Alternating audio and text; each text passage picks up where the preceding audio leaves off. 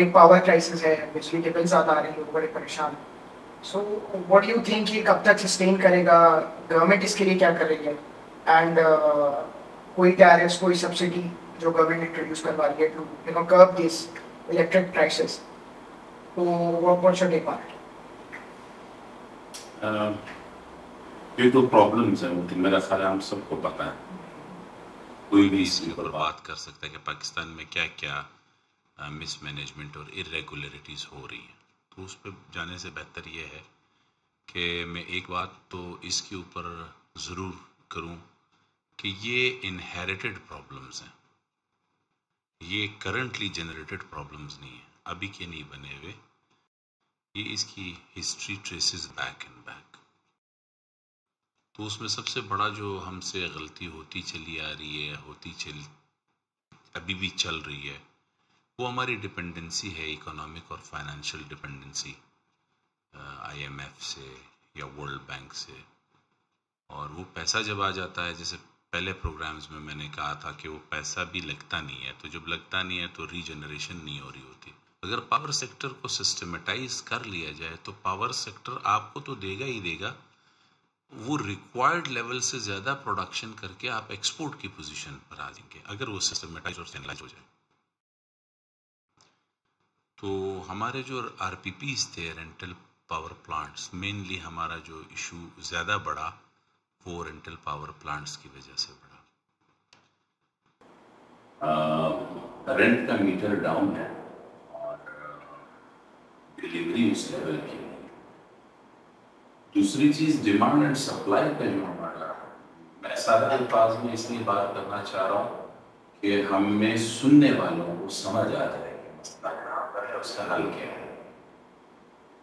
तो हमारे जो पावर सेक्टर के अंदर प्रोडक्शन जितनी हमें दरकार है, जितनी भी मेगावाट दरकार है, उतनी मेगावाट कंज्यूम होके फिर हमारी रिक्वायरमेंट उससे बढ़ जाती है। तो वो जो discrepancy between demand and supply है वो बैलेंस नहीं है। दूसरी चीज़, पावर सेक्टर में चैलेंज जो है वो हमारे पास थेफ्ट का है, यानी चोरी बहुत ज़्यादा हो रही है। अब चोरी डिपार्टमेंटल लेवल पे अपने जगह पे हो रही है, और ये कोई फिनोमेना ऐसा नहीं है कि पाकिस्तान के साथ है, इंटरनेशनली एक बहुत बड़ा फिनोमेना है जिसमें जिसको जितनी बिजली चाहिए और उसको उतनी बिजली के अगेंस्ट जो पे करना चाहिए वो नहीं करते, चाहे वो कमर्शियल सेक्टर हो, इंडस्ट्रियल सेक्टर हो, रेजिडेंशियल सेक्टर हो। और गवर्नमेंट के पास दुनिया में भी ये चैलेंज है, पाकिस्तान में तो बहुत ज़्यादा है, कि गवर्नमेंट के अपने लोग ही मिले होते हैं कि आपने बिजली को चुराना कैसे। यानी जो मैं अगर लेट्स से 10 यूनिट कंज्यूम कर रहा हूँ या 20 यूनिट कंज्यूम कर रहा हूँ पर मिनट या पर आवर, पर यूनिट में नहीं, मतलब मैं पूरे दिन में लेट्स से 40 यूनिट कंज्यूम कर रहा हूँ, तो 40 यूनिट की कंजम्पशन के अगेंस्ट मेरा जो यूनिट मीटर है वो 2 यूनिट भी नहीं बता रहा ओरिजिनली, हालांकि मेरी कंजम्पशन जो है वो 40 यूनिट है। तो ये जो 38 यूनिट्स है ये किसी न किसी के खाते में तो जाएंगे ना, क्योंकि आप जब गवर्नमेंट से आपको एक फैसिलिटी मिल रही है तो उस फैसिलिटी के अगेंस्ट आपको चार्ज किया जाएगा। अब मैंने नहीं दिया, मैंने अंदर खाने अपनी कोई लाइन बनाई हुई है, तो ये 38 यूनिट्स किसी न किसी ने तो भरने हैं। वो फिर उन लोगों से भरवाते हैं जो कि शरीफ अंदाज में टैक्स देते हैं, वो उन लोगों से भरवाए जाते हैं जिनका कोई किसी ताकतवर से राबता या ताल्लुक़ नहीं होता, वो फिर उन लोगों से भरवाते हैं जो कि वेल्दी तो हैं लेकिन वो टैक्स पेयर्स हैं और वो मैस में रेजिस्टेंस का हिस्सा नहीं बन रहे और वो अपना काम जारी रखते हैं।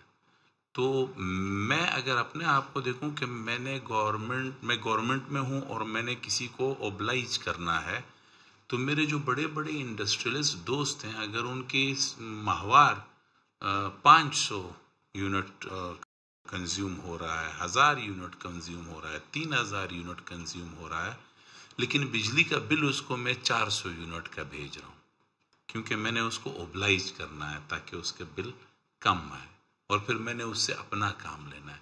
तो ये रिमेनिंग 3600 यूनिट मैंने कहीं कहीं से किसी न किसी तरह से पूरे करने हैं। वो पूरे करने के लिए मैं फिर उन लोगों को सजा देता हूं जिन्होंने वो गुनाह ही नहीं किया होता। ये बहुत बड़ा मसला है। फिर जो थेफ्ट के हवाले से दूसरा बड़ा मसला है वो ये है कि हुक सिस्टम जिसे कहते हैं या कुंडा कहते हैं हम उसे, ये बहुत आम है। और इसको प्रोब करना, इसको देखना, स्लम्स में जाके बड़े बड़े शहरों में आप देखें तो कुंडा तकरीबन हर जगह चलता है और 2-2 टन के एसीज उन पे चल रहे होते हैं। और उनके साथ एक नैरेटिव होता है कि यार जब सारे लोग ही चोर हैं, जब सारे लोग ही खा रहे हैं तो हम क्यों ना खाएं। ये तो जस्टिफिकेशन नहीं है ना। One wrong can not make the other wrong right. गलती पे गलती करना या किसी की गलती को खुद भी गलती कर लेने से वो वाली गलती भी जस्टिफाइड नहीं होती, आपकी अपनी गलती भी जस्टिफाइड नहीं होती। एक गलत हो रहा है, उसका नतीजा गलत आ रहा है, तो आप सही करो ताकि आपका नतीजा सही आए। ठीक है, वो बिल्कुल हमारे अंदर सिंड्रोम ही नहीं है, वो हमारे अंदर जील ही नहीं है, वो हमारे अंदर जज नहीं है कि मैंने मुल्क को ओन करना है। फिर जैसे एक इलेक्ट्रिसिटी में थेफ्ट के हवाले से रूरल एरियाज़ जो हैं, रूरल एरियाज़ की जितनी भी आपकी पावर सप्लाई लाइंस हैं, जब आप जाते हैं तो एग्रीरियन बेस्ड जो रूरल एरियाज़ हैं हमारे, ज़रात से जो पानी से आब होता है उनको, उनकी फसलों को, वहाँ पे भी ऑन एवरेज बिल जाता है। यानी उसके लिए गवर्नमेंट के पास कोई ऐसा तरीक़ाकार पूरे का पूरा नहीं है, कुछ फीसद निकाल के, कि वो गवर्नमेंट उन लोगों के पास एक मीटर इंस्टॉलेशन का प्रॉपर तरीक़ाकार हो और मीटर इंस्टॉलेशन जेन्युइन बुनियादों पे हो। यहाँ तक सूरत हाल बिगड़ी हुई है कि मैंने बलूचिस्तान में एक साहब से पूछा कि आप लोग रूरल एरियाज़ में 8 से 12 घंटे लोड शेडिंग क्यों करते हैं? तो उन्होंने कहा पावर सप्लाई का इशू तो अपनी जगह पर है, लोग जो हैं इतने नातरस हैं, इतने बेरहम हैं कि अगर उनको बिजली 24 घंटे दे दी जाए तो वो लोग 24 के 24 घंटे भी सबमर्सिबल ऑन रखते हैं, पानी निकलता रहे। तो हम due to less electricity supply का एलिमेंट कम होता है, पानी के वाटर टेबल पे नीचे जाने का हमारा कॉन्सेप्ट और कंसंट्रेशन ज़्यादा होती है, ताकि लोड शेड अगर हम करें तो ये लोग गैर ज़रूरी पानी इस्तेमाल ना करें। उसके लिए वो भी एक बड़ा इशू है, उसके लिए कोई चैनलाइज सिस्टम गवर्नमेंट के पास नहीं है। मरियम नवाज ने नेशनल कंटिजेंसी एनर्जी प्लान बनाया टू स्टेबलाइज द इकोनॉमी, उस पे क्या है? Government aren't taking enough steps to curb the crisis, power crisis. मैं नहीं समझता हूँ। देखिए इस खातून के ऊपर मैं बात इसलिए नहीं करना चाहता हूँ, देखिए ये विरासती खातून है, विरासती खातून, ये इसका जो एक मतलब बात करने में तो कोई अट्रैक्शन है ही नहीं।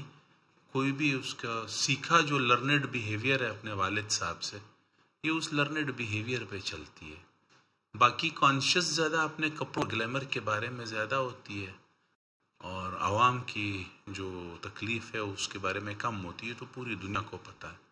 Maryam is not an intellectual, nor वो विजनरी है, और ना ही उनके पास मेरा ख्याल है कोई सच मरियम का प्लान, जो भी कंटिजेंसी प्लान उसके पास है, मैं नहीं समझता हूँ कि वो प्लान उसको इम्प्लीमेंट करने में मरियम जैसा बंदा मैं कंसीडर ही नहीं करता।